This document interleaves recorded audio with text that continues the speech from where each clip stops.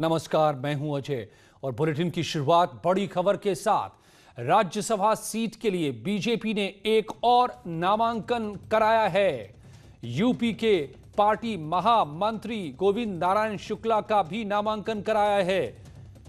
अंतिम दिन यह नामांकन कराया गया है। शनिवार को जफर इस्लाम का नामांकन हुआ था। बीजेपी ने जफर इस्लाम के नाम का बाकायदा ऐलान पहले किया था। नामांकन भी उनका हो चुका है। हालांकि जफर इस्लाम पहुंच नहीं पाए थे, अस्वस्थ होने की बात उनके कही थी, मगर अब ऐसे में जाहिर है कि दो नामांकन में से किसी एक का वापस होना तय है। तो क्या वजह है कि आज आखिरी समय में गोविंद नारायण का नामांकन कराया गया है? क्या जफर इस्लाम की तबीयत ज्यादा खराब है या फिर उनके नाम को वापस लिया जाएगा? इस सीट पर निर्दलीय के तौर पर महेश चंद्र शर्मा ने भी नामांकन कर रखा है। अमर सिंह के निधन के बाद यह सीट खाली हुई थी, मगर अब बीजेपी ही की तरफ से दूसरा भी नामांकन। रंजना हमारी संवाददाता मेरे साथ जुड़ गए हैं लखनऊ से। रंजना, बड़ी खबर, क्या बीजेपी ने मन बदला है? कैंडिडेट को बदलना चाहती है बीजेपी या जफर इस्लाम के साथ कोई प्रॉब्लम? देखिए, जफर इस्लाम का जब नाम आया था तो कुछ लोगों को आश्चर्य भी हुआ था कि आखिरकार जफर इस्लाम क्यों, क्योंकि यूपी में ब्राह्मण पॉलिटिक्स जोर मार रही थी। और ऐसे में आज अंतिम दिन गोविंद नारायण शुक्ला, जो कि ब्राह्मण है यूपी के और संगठन के बहुत पुराने कार्यकर्ता हैं, जो पार्टी के महामंत्री हैं अभी, उनका नामांकन आज होना अंतिम दिन, अंतिम समय में एकाएक। अब इस बात पे कोई भी बोलने के लिए तैयार नहीं है। गोविंद नारायण शुक्ला से भी हमने बात की, उन्होंने कहा कि पार्टी का जो निर्देश है हम लोग करते हैं, इसमें मेरी कोई व्यक्तिगत राय नहीं है। तो इस तरह से देखा जाए तो कोई भी कुछ बोल नहीं रहा है, लेकिन ये बीजेपी की जरूर कोई इंटरनल रणनीति है जिसमें एक नाम वापस होना तय है, और वो नाम कौन सा होगा ये तो अब 3 तारीख को डिसाइड होगा। लेकिन ये सबसे बड़ी बात है कि आखिरकार जफर इस्लाम का जब नामांकन हो गया था तो आखिर कौन सी ऐसी परिस्थितियां आ गई जिससे आज गोविंद नारायण शुक्ला का नामांकन कराना पड़ा। एक तो इशारा आपने कर दिया कि जो ब्राह्मण पॉलिटिक्स इन दिनों चल रहा है। रंजना, क्या उसी वक्त जब नामांकन हो रहा था जफर इस्लाम का, वो मौजूद नहीं थे? हवाला दिया गया था तबीयत खराब होने का, लेकिन लगता है कि बात कुछ और थी।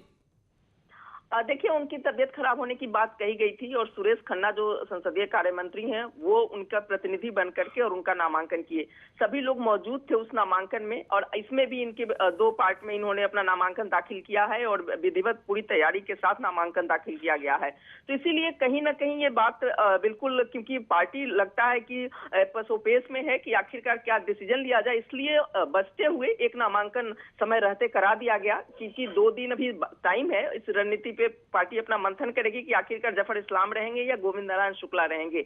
जफर इस्लाम के लाने से अजय, उसमें भी पार्टी दूसरे स्टेट, बिहार का इलेक्शन भी है, मुस्लिम कैंडिडेट हैं, एमपी में उन्होंने बहुत अच्छा ज्योतिरादित्य सिंधिया को पार्टी में शामिल कराया, तो इस तरह से वो भी एक स्ट्रैटेजी होगी जो बिहार को सोच के होगी। लेकिन जब यूपी की बात करेंगे तो गोविंद नारायण शुक्ला क्योंकि ब्राह्मण कैंडिडेट है, इस पे भी आ जाएगी। तो ये पार्टी अपनी रणनीति तय करेगी। लेकिन हाँ, इतना तय है कि पार्टी में मंथन चल रहा है कि आखिरकार जफर इस्लाम को रखा जाए कि गोविंद नारायण शुक्ला प्रत्याशी होंगे। इस पे भी फाइनल नहीं हुआ और यही कारण है कि अंतिम समय में गोविंद नारायण शुक्ला से नामांकन कराया गया है। साफ तौर पे तो लग रहा है कि सियासी करवट, एक ऐसा बहुत कम देखा जाता है जब एक ही पार्टी दो नामांकन कर दे एक ही सीट के लिए, और ऐसा होता दिख रहा है। शनिवार को जफर इस्लाम का नामांकन और आज गोविंद नारायण शुक्ला का नामांकन कराया गया है पार्टी ही की तरफ से। तो क्या पार्टी ने बदल लिया है मन मौजूदा यूपी के भीतर सियासी हालात को देखते हुए, खासकर जो ब्राह्मण को लेकर राजनीति चल पड़ी है? धन्यवाद रंजना आपका। और इलाहाबाद हाईकोर्ट ने प्रदेश में हुक्का बार पर रोक लगा दी है। कोर्ट ने मुख्य सचिव को रेस्टोरेंट और कैफे में हुक्का बार नहीं चलने देने के आदेश दे दिए हैं। 30 सितंबर तक आदेश को लागू कराने की रिपोर्ट भी कोर्ट ने मांगी है कि रिपोर्ट सौंपिए कि लागू हो गया कि नहीं। हुक्का बार जगह जगह फैल रहा था, बच्चे इसका शिकार बन रहे थे, निशाने पर युवा थे, जगह जगह हुक्का के नाम पर नशीले पदार्थ भी परोसे जा रहे थे और बहुत तरह की अवैध गतिविधियां चलने लगी थी। तो युवाओं को बचाने के लिए हाईकोर्ट का बड़ा आदेश, हुक्का बार बंद। और गोरखपुर में किशोरी का वीडियो वायरल हो रहा है जिसमें प्रेमी प्रेमिका को पीटता दिख रहा है। आरोप है कि पिटाई के बाद आरोपी युवक ने खुद ही वीडियो को वायरल भी किया। पिटाई का वीडियो वायरल होने के बाद गोरखपुर के एसएसपी ने संज्ञान लिया है। वीडियो में दिख रहे आरोपी को गिरफ्तार भी कर लिया गया है। तस्वीरें चौरी चौरा थाना इलाके की हैं। लेकिन बड़ी बात इस तस्वीर के पीछे की ये कि एक तो पिटाई और ऊपर से वीडियो बनाकर उसका वायरल कराने की जरूरत, तो सबक सिखाना जरूरी था और गिरफ्तारी अब इस युवक की हो चुकी है।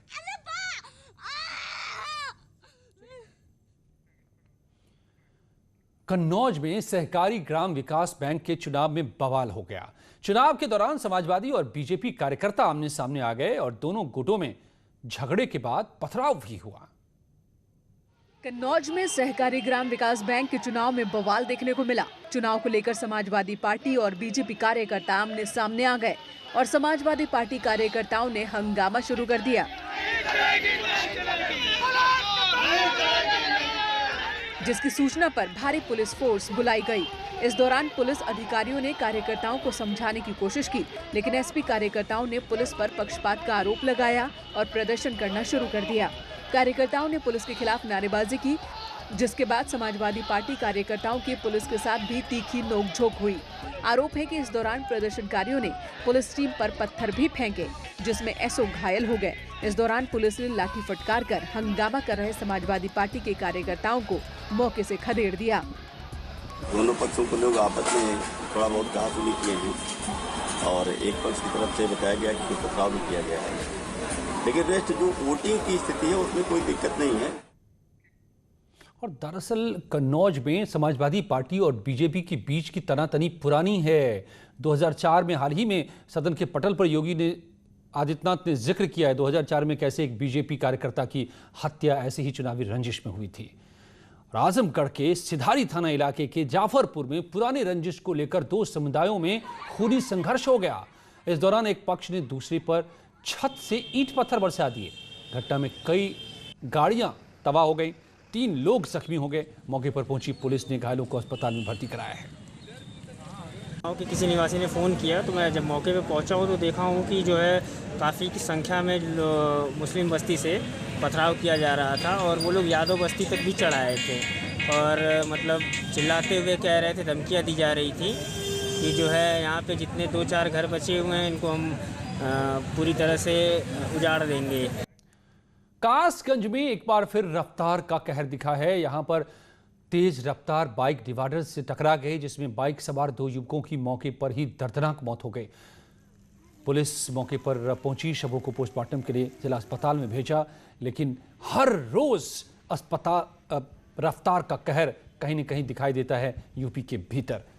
जरूरत है लोगों को रफ्तार पर लगाम लगाने की, जानलेवा साबित हो रहा है ये।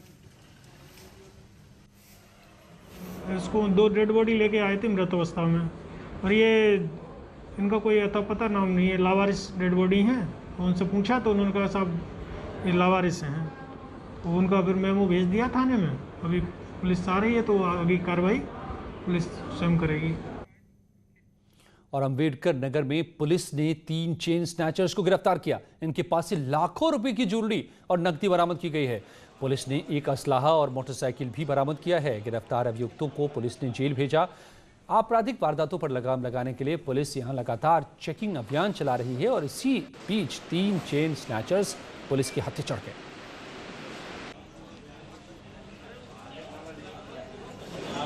खुलासे में कोतवाली पुलिस ने चेन स्नैचर्स के गैंग को गिरफ्तार किया है। विगत दिनों में कुछ चेन स्नैचिंग की घटनाएं प्रकाश में आई थी, जिसमें कोतवाली क्षेत्र में मुकदमे भी लिखे गए थे और एक महिला टीचर के साथ भी पिछले महीने एक घटना हुई थी। उस घटना के पश्चात जब टीम को लगाया गया उनकी गिरफ्तारी के लिए, तो आज उनके सतत प्रयास से 3 अभियुक्तों की गिरफ्तारी की गई है। प्रदीप वर्मा, आदित्य वर्मा और अमित कुमार सोनी।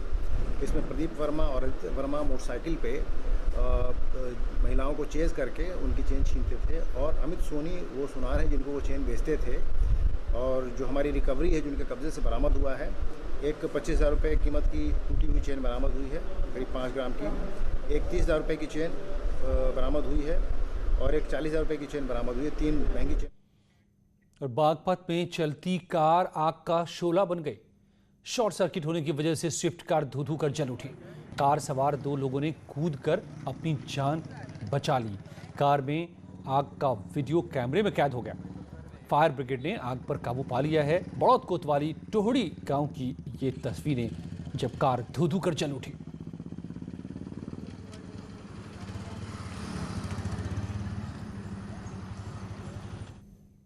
प्रदेश के लाखों उपभोक्ताओं को जल्द ही बिजली दरों में बढ़ोतरी का झटका लग सकता है। इससे कोरोना के चलते आर्थिक संकट से जूझ रहे आम लोगों की परेशानी और बढ़ सकती है। दरअसल उत्तर प्रदेश पावर कॉरपोरेशन ने उत्तर प्रदेश विद्युत नियामक आयोग को अपना घाटा कम करने के लिए स्लैब में बदलाव के नाम पर बिजली दरों में बढ़ोतरी का प्रस्ताव भेजा है। अब इसे लेकर सियासत भी तेज हो गई है। विपक्षी पार्टियों ने योगी सरकार पर निशाना साधा है और बिजली दरें न बढ़ाने के लिए सरकार से अपील की है, वरना सरकार के खिलाफ मोर्चा खोलने की भी चेतावनी दी है।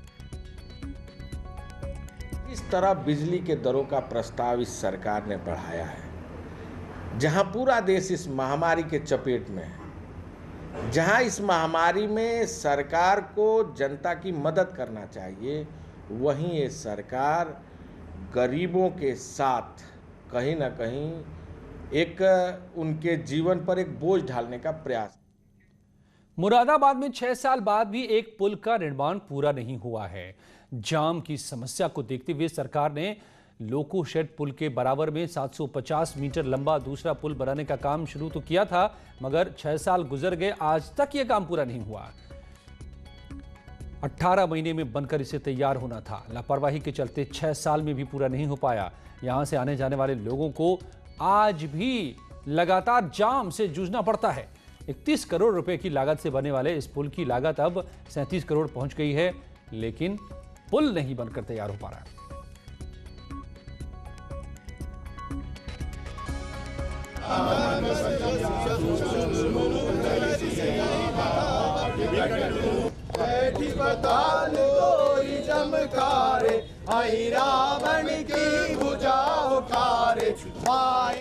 ज़्यादा दिक्कत हो रही है। इस पुल के बनने से बहुत ज़्यादा काफ़ी दिक्कत है लोगों को, और पता नहीं क्यों नहीं बना रहे, क्या दिक्कत आ रही है। कोरोना की वजह से पता रुका पड़ा है। गोरखपुर में वन विभाग की टीम ने छापेमारी के दौरान अवैध कछुए के कारोबार का भंडाफोड़ किया। छापेमारी में अलग अलग प्रजाति के 30 कछुए बरामद किए गए हैं, जबकि मौके से 2 आरोपियों को गिरफ्तार भी किया गया है। आरोपों के मुताबिक फिश एक्वेरियम के नाम से चलने वाली इन दुकानों में दुर्लभ प्रजाति के कछुओं की अवैध बिक्री पिछले कई सालों से की जा रही थी। पर अवैध रूप से टर्टल कछुए बेचे जा रहे हैं और काफ़ी एक गिरोह के रूप में ये कार्यरत थे। हमारे आरक्षित वन में से भी ला रहे हैं, बाहरी जगहों से भी ला रहे हैं और ला करके कार्टेल के रूप में इस पूरे धंधे को अंजाम दिया जा रहा था। इसमें योजनाबद्ध तरीके से मुख्यालय रेंज के द्वारा रेंजर और फॉरेस्टर शुक्ला इन दोनों के द्वारा गुरुवार को एक अनजान बिल्कुल नॉर्मल कॉमन पब्लिक के तौर पर जाकर के रेकी की गई।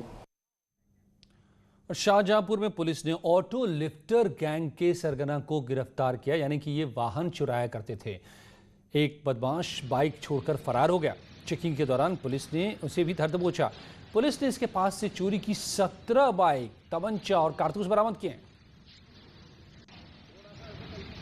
ही इसका किंगपिन है और जब इससे पूछताछ की गई, इसको गिरफ्तारी हुई तो इसके कब्जे से अवैध असलहे मिले, मोटरसाइकिल भी मिली और इससे जब कड़ाई से पूछताछ की गई तो इसके निशानदेही पर 17 मोटरसाइकिल कुल वहां से चोरी की बरामद की गई है, जो विभिन्न जनपदों से चोरी की हैं। मुरादाबाद में कोचिंग एसोसिएशन के सदस्यों ने जिला अधिकारी मुरादाबाद को मुख्यमंत्री के नाम ज्ञापन सौंपा। इसमें कोचिंग संस्थानों से आए शिक्षकों ने सरकार से मांग की है कि 6 महीने से उनके संस्थान बंद हैं, इस दौरान बिजली का बिल सरकार माफ करे। उन्होंने सरकार से दिशा निर्देश जारी करने की मांग की है, जिससे कोचिंग क्लासेस लगाई जा सके, क्योंकि कोचिंग नहीं चलने से शिक्षक भुखमरी की कगार पर पहुंच गए हैं। हम लोगों की मांगे ये हैं कि विगत 6 महीने से हमारे कोचिंग संस्थान बिल्कुल नहीं चले हैं और नहीं चलने की वजह से हम लोगों को बहुत सारी समस्याओं का सामना करना पड़ रहा है, जिसमें से समस्याएं एक ये है कि जितने भी बिल्डिंग हैं, बिल्डिंग का किराया मांगा जा रहा है और बिजली का बिल इतना ज़्यादा हो गया है जो हमारे देने के लिए हम असंभव सा है। दूसरी बात यह है कि सारे जितने भी शिक्षक हैं उनकी रोजी रोटी का सहारा, एकमात्र सहारा यही था और इस सहारे के ख़त्म होने की वजह से सब लोग भुखमरी के कागार पर गए हैं। हरदोई के टड़ियावा थाना इलाके में आश्रम संचालक समेत 3 की ईंट पत्थर से कुचलकर हत्या कर दी गई। घटना की जानकारी पर एडीजी, डीएम, एसपी समेत तमाम आला अधिकारी मौके पर पहुंचे और पड़ताल शुरू की गई। महात्मा थे, तीनों व्यक्ति महात्मा थे। ये जो है कि यहाँ एक अपनी एक गद्दी भी चलाते थे। इनका घर कुआमाओं गांव में भी है, यहाँ आश्रम है, यहाँ इनकी ज़मीन भी है। सुबह घटना 7:30 बजे पता चला हमें कि इनकी किसी ने सर पर चोटिल करके इनकी तीनों की हत्या कर दी है घर में। और पुलिस मौके पे है, मैं भी मौके पे हूँ और पूरी घटना की छानबीन की जा रही है। संपत्ति संबंधी व जमीन विवाद संबंधी कई सारे विवाद प्रकाश में आ रहे हैं। कई सारे पहलुओं को पुलिस जांच कर रही है। जल्द ही हम घटना का खुलासा करेंगे। पूर्व राष्ट्रपति प्रणब मुखर्जी की अस्थियां आज गंगा में विसर्जित की गईं। आज ही दिल्ली में प्रणब मुखर्जी का अंतिम संस्कार हुआ था। इसके बाद पूर्व राष्ट्रपति की बेटी अस्थि कलश लेकर हरिद्वार पहुंची और गंगा में इन्हें विसर्जित किया। इस दौरान जिला प्रशासन के अधिकारी और कांग्रेस कार्यकर्ता पहुंचे थे। हालांकि कोरोना के चलते कार्यक्रम को छोटा रखा गया। आपको बताएं कि 84 साल की उम्र में कल प्रणब मुखर्जी का दिल्ली में निधन हुआ था।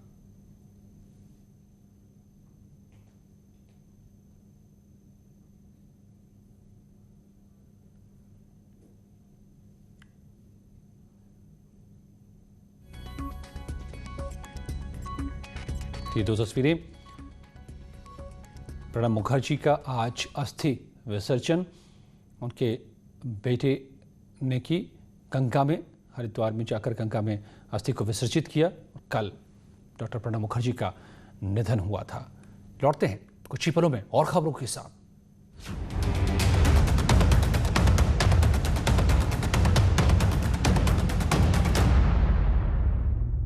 इंडिया पर घरों से शहरों तक की हर पल की हर खबर न्यूज़ 18 के रिपोर्टर पहुंचाते हैं आप तक, ताकि तेजी से फैलते कोरोना की मिले आपको फास्ट अपडेट। देखिए यूपी एक्सप्रेस 100 सिर्फ न्यूज़ 18 उत्तर प्रदेश उत्तराखंड पर। हर गांव देखेगा, हर शहर देखेगा, खबरों का शतक, कोरोना से प्रदेश की लड़ाई की ताजा जानकारी रोज सुबह शाम। कोरोना 100 सिर्फ न्यूज़ 18 उत्तर प्रदेश उत्तराखंड पर। देश है लॉकडाउन, जनता है लॉकडाउन, पर उनकी आवाज बनकर कोरोना से जुड़ा हर मुद्दा उठाते रहेंगे। भैया जी हैं, पहचान गए आप? मैं सबके लिए क्लैप करता हूं। आप लोग ध्यान रख रहे हैं लोगों का। भैया जी कहन सिर्फ न्यूज़ 18 इंडिया पर। नाम अमीश देवगन, काम सच सामने लाना। आपने भी तो सियासत खेलने के लिए सब कुछ खेल खेला। सवाल तीखे मगर जरूरी भी। क्या आपने भी पॉलिटिक्स करी? मुद्दे जो आपसे जुड़े हैं, राय बेबाक। कोरी सियासत है। आवाज कभी कभी ऊंची कर लेते हैं। हम तो एक्सपोज करेंगे चाहे कोई भी हो, ताकि देश की सबसे बड़ी बहस में आपकी आवाज दब न जाए। देखिए आर पार अमीश देवगन के साथ। स्टूडियो से, सड़क से, उत्तराखंड के कोने कोने से, घर से बाहर हम निभा रहे हैं अपना फर्ज। हर खबर आप तक पहुंचाने की अपनी जिम्मेदारी। घर पर रहकर कोरोना के खिलाफ जारी जंग में आप दीजिए हमारा साथ। देखते रहिए अपना उत्तराखंड। परिवार सा है अपना देश, सभी हैं रिश्तेदार, कुछ पास कुछ दूर, कुछ सबसे कोसों दूर। रिवायत सी है सबकी खैरियत जानना, सबकी नजरों से ओझल हैं जो, उनकी खबर छानना। इसलिए देखता हूं न्यूज़ 18 इंडिया। पहुंचे वहां कोई न पहुंचे जहां, दिखाए वो कोई दिखाए न जो। अब तो घर में बैठना आसान नहीं है, पर सच ये भी है कि जान है तो ही जहान है। आप खामोशी से करते रहिए कोरोना पर वार। महाबहस में होगी सवालों की बौछार एविडेंस बेस के आदेश पर, जिनको कोई मतलब नहीं। आप धोते रहिए अपने हाथ, एक भी सामने नहीं आया इसके खिलाफ जाकर खड़े हो रहे। मैं लड़ता रहूंगा सिस्टम के साथ। पुलिस जो काम कर रही है वो किसके आदेश पर? वो हमला कर रहे डॉक्टर पर। हम कमजोर नहीं पड़ेंगे, हम साथ साथ लड़ेंगे। महाबहस सोमवार से शुक्रवार रात 7:56 पर। कोरोना पर दिन भर 100 आंकड़े, 100 खबरें, 100 बातें, लेकिन रात 8 बजे सिर्फ 100 बात की एक बात। न्यूज़ 18 इंडिया पर। स्टूडियो से, सड़क से, राजस्थान के कोने कोने से, घर से बाहर हम निभा रहे हैं अपना फर्ज। हर खबर आप तक पहुंचाने की अपनी जिम्मेदारी। घर पर रहकर कोरोना के खिलाफ जारी जंग में आप दीजिए हम।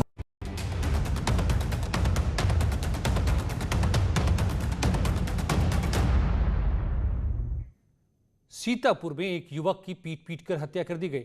परिजनों का कहना है कि उधार के 7,000 रुपए वापस मांगने को लेकर उसकी हत्या कर दी गई। वारदात को अंजाम देने के बाद दोनों आरोपी मौके से फरार हो गए। सूचना पाकर पुलिस मौके पर पहुंची, घायल युवक को अस्पताल में पहुंचाया। डॉक्टरों ने उसे मृत घोषित कर दिया। पुलिस ने शव को पोस्टमार्टम के लिए भेजा। रिपोर्ट आने के बाद आगे की कार्रवाई की बात कही है। मुझे लगता है कि चूंकि जब डेड बॉडी बरामद हुई उसमें कोई इस बात की जानकारी नहीं रही होगी और उनके भाई कुछ भी नहीं सूचना थाने पे दी थी और इसको जिंदगी में दर्ज के पोस्टमार्टम करवाया जा रहा है। अगर कोई नेचुरल डेथ उनकी आती है या कहीं निशान मार पीट के आते हैं, पोस्टमार्टम में ये बात स्पष्ट हो जाएगी। हम लोग तत्काल इसको 302 में तरमीम करके जो अक्यूज्ड हैं उनको गिरफ्तार करेंगे। आवश्यक कार्रवाई इसमें हम लोग करेंगे। और उन्नाव से खबर है, यहां पर पीएचसी में महिलाओं ने हंगामा कर दिया। नाराज आशा बहुओं और संगिनी ने मेडिकल स्टाफ पर गुस्सा जाहिर करते हुए 1200 रुपये प्रति आशा बहु वसूली के आरोप लगाए। जमकर बवाल किया। आरोप है कि पैसे नहीं दे रहा, उन्हें हटाए जाने की धमकी भी दी जा रही है और उनको पैसे भी नहीं दिए जा रहे हैं। मौके पर पहुंची पुलिस ने समझा बुझाकर महिलाओं को शांत कराया।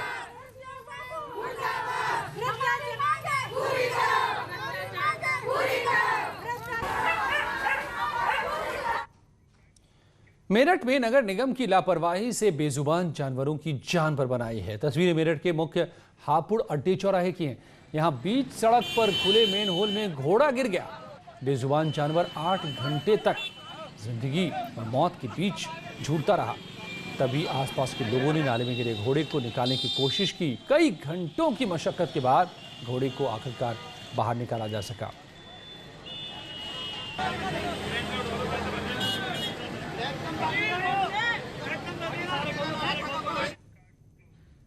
कुछ ही पलों में और भी खबरें, बने रहिए हमारे साथ।